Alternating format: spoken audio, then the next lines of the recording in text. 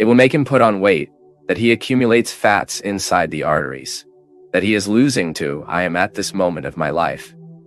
I will confess to you, regaining the flexibility of my body, which I was losing over time, what he was losing with the routine. Try to be in conquers, without holding on anything, without fear of making mistakes. 90% of people can no longer do, because it is not a position we do more. We were creating facilities. Our car, it is adapted to give you a lot of comfort for you to use less efforts. Only this has a cost. We are losing flexibility, we are stiff. And unfortunately, when we are stiffened, when our muscles are stiff, our joints are more likely to be injured, because we no longer have the flexibility of movement. The muscles, it should be strong and flexible. There are people who only have the strong muscles, flexibility. There are people who have good flexibility, but some muscle mass is missing. It has a lot of adipose fabric. I'm not talking about aesthetics, see, guys? No, you have the right to be as you want, and be comfortable on you the way you well understand. But put some flexibility in your body and you will see how it thanks you with less pain. Most of us have lower back pain. You can't squat that you get all crooked. Try to get something and say, oh. I locked. Raise never again, because the potential of the body, it exists, is hidden, is very hidden within us. That is why it is good that you have a physical activity that exercised, that stimulates muscle strength and flexibility. The mind, the same thing. I can have a quiet mind, serene. Her potential is this. You were not born distressed. You were not born mentally conflicted. If all your needs were met at the right time, you would stay there in the mercenal breathing correctly. There comes a time when our anxiety is so great that it changes to our breath. It is impressive how even our body suffers the consequences of a disordered mind. The further the deep breath, the one that is taken since, from the base of your abdomen, which goes up, rising, climbing to your head. This is the breath that has a huge power to oxygenate everything, including your thoughts. The potential of the mind is inside, but it is asleep. Thanks for the opportunity to enter your home, to come into your life, to talk to you, to talk to your family. We believe the place of conversion is our heart. Maybe since childhood we have heard that our heart needs to be transformed, isn't it? That our heart needs to be renewed, converted. Even though everything we know, everything that happens in our life is ordered by the brain. The heart has always had a very strong symbolic language to be the center of all that we are. If you want to speak in a depth of yourself, you use your heart. The heart is a place where God needs to have no obstacle to speak to us clearly. Why do we put these obstacles? Our sin often, it gives us obstacles within us that will then create an enmity between what is good for ourselves. It's impressive, as we sometimes find people who are being enemies of themselves, because this is possible. Just do not filter the voices that speak to your heart. We use this expression a lot, right? This text spoke to my heart. This book spoke to my heart. That image spoke to my heart. That's it. She had effective power over me. She had an authority over me. When you use the expression that the other has hurt your heart, or when you want to highlight the value the other has in your life, you say that he lives in your heart. Yes, the heart is a territory of high symbolic value in our lives. This is why we always say that God's entry into our lives is through the heart, the center, for all that we are. God does not enter the secondary doors. He prefers the main entrance, is our heart. Be very careful, the word hurts. And if she comes from a person we love, she hurts even more. Why? For the heart is a territory where we put those who have authority upon us. Therefore, the heart is much more than we think it is. The heart is the populated territory, the city where many people dwell within US. And as every city has its rides, we need to put these rides in the right place. Because your heart is a holy territory. Your heart is a territory that deserves all reverence. Your heart is a territory that deserves all vigilance. Jesus already caught the attention that we had to watch and pray. Pray is an attitude that puts us in daily consonance with the Lord. And surveillance, the observance so that we do not lose the ability to identify who the friends of our hearts are. Who are the people who are in fact collaborating so that we can make our hearts more and more pure. So that God have the opportunity to speak in Him, and through Him in me. Sometimes we get upset with something that the other tells us, and this annoyance will take as much as the other is important to us. Have you observed this? That sometimes you received a hurt there, a word that was difficult for you to digest, a slander that someone has done to you. The weather erases it. In a moment, the other comes to ask you forgiveness. You don't even remember why she stayed or that you were upset with her, because in fact, the bond was not so narrow. Now, if it's someone we love from the heart, if it's someone who has effective authority over us, this hurt can hurt us very deeply and can hurt us for a long time. We need to comb the fine comb to see if we are saying amen to people who are really committed to our conversion process. Many times we cannot come to the knowledge of God is because the amen that we are humanly telling people who have an influence on us does not favor us, or even people who are not committed to our growth, of people who are not interested in our liberation. It's amazing how people with the gift of strengthening what is weak in us, to become even worse than what we are. And then comes the conversion of the heart. My people, if we do not have the courage to look at the relationships we have, to the people who have authority over us, and to identify that person is playing in my life the same role that Jesus plays, which is to free me. Who's it to become better? And what are the people in our life that further accentuate our weaknesses? This is what we are talking about. And then we started to be selective, not in the sense of being prejudiced and throwing each other away. No, it's not about this. Our conversion process must happen above all in the conscience of this humility. We are no better than others, but we have the right to delimit space. And who will exercise this authority upon us from today? This effective authority, this voice that dictates to my heart who I am and who I stop being, must be with the symbol of faith. Love may be it, right? The opportunity we have to assimilate the other to know it by heart.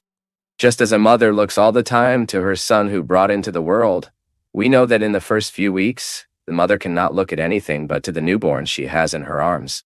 An exercise of love, as if you wanted to know all those color features, as if you wanted to decorate that face to never forget it again. As a photograph cannot record so deeply what a mother's look can. By the way, I find that fantastic. The mother is the woman who first saw us in life. The mother is the first woman who looked at us calmly with delays. It is that woman who took her look at us to know by heart. It is the human exercise of understanding what is divine. It's because the word of the other has authority over you. That's why I always say that a mother, when she puts a child in the world, a father, when she puts a child in the world, needs to be very careful about what she will say to this child, because his word will have authority over his son. Many children are traumatized because they heard from people who were their safe haven. Unfortunate sentences which they depreciated, who diminished. São Paulo has a very interesting passage in which he speaks of this intimate enemy like a thorn in the flesh. Of course, he is talking about his weakness. The angel of Satan who screams day and night. He says in me, what is this thorn? Human weakness? I know very well that this inability to say not what is self-destructive is a declared manifestation of lack of love. It's just that my people, self-love works as an immunity. Self-love works in our emotional life in the same way as immunity in disease prevention. When a person has a good deal of self-love, when he manages this zeal daily, this person will think 2, 3 times before taking a self-destructive behavior. This is true for relationships. How many people you find for life with self-destructive relationships, surrendering to a non-love, a relationship of possession, but because it is stopping to love itself, it surrenders to that relationship. And it's unfortunate. When self-love is down, we become an easy prey for addictions. Maybe you are needing to take a look at your friendships. It is very dangerous for you to identify that in your friendship cycle. That is, people who exercise effective authority about you are those who corroborate your addiction. They are those who do not help you overcome what you need to win. Perhaps today the program is just for this, to make us think of those who live within our hearts. Who are the people who really exercise an authority over us?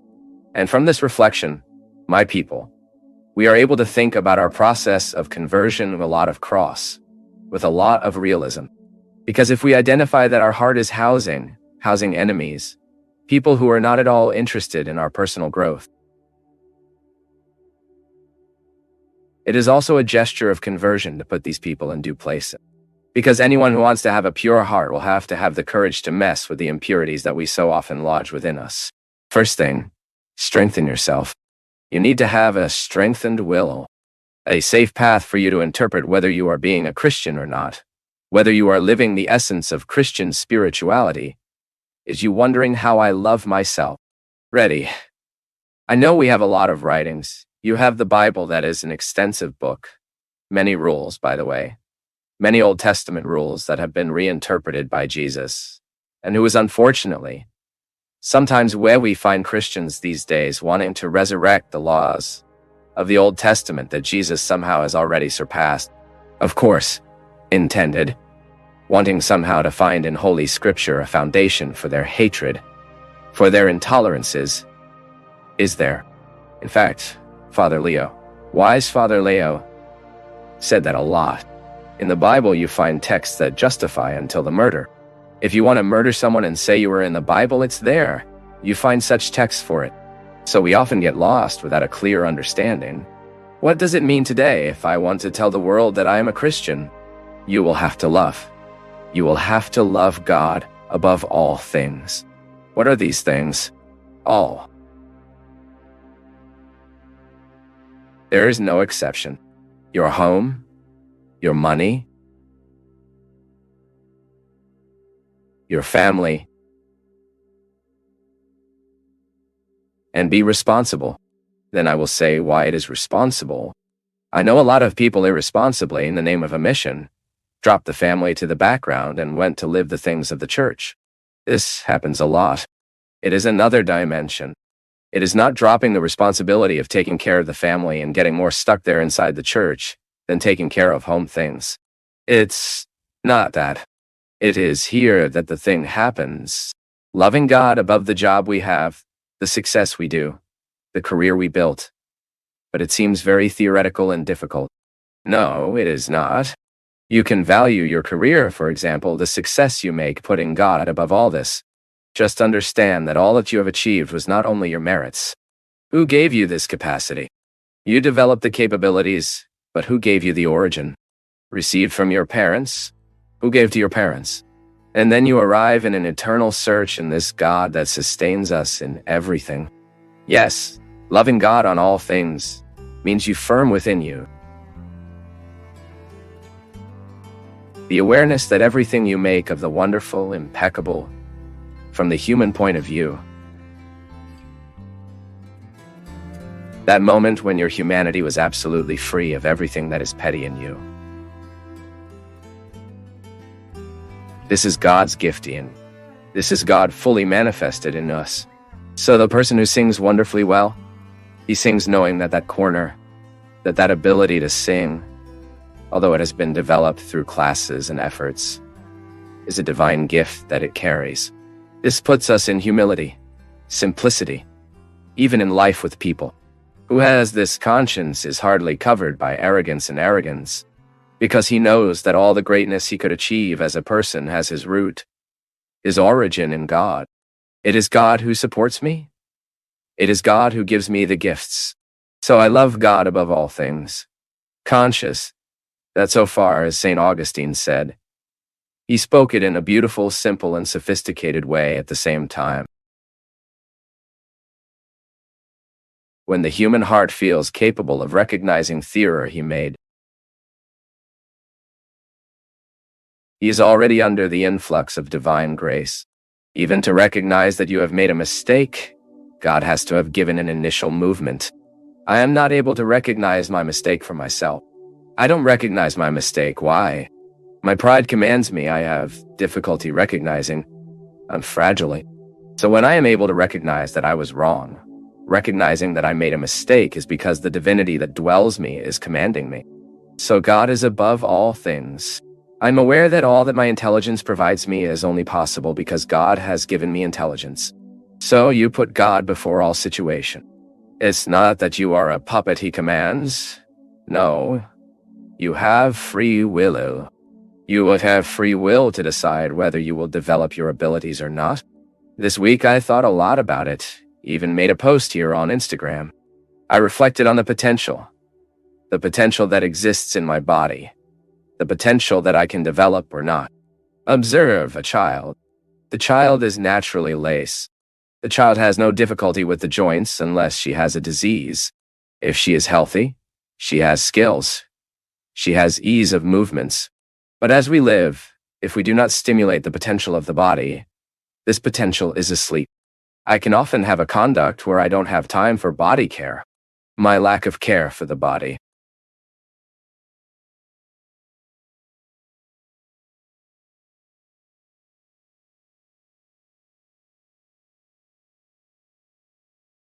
As we bid farewell on Path of Faith, we extend our heartfelt gratitude for your presence. Keep the conversation going by commenting below, liking, sharing, and subscribing to our channel for more soul-nourishing messages.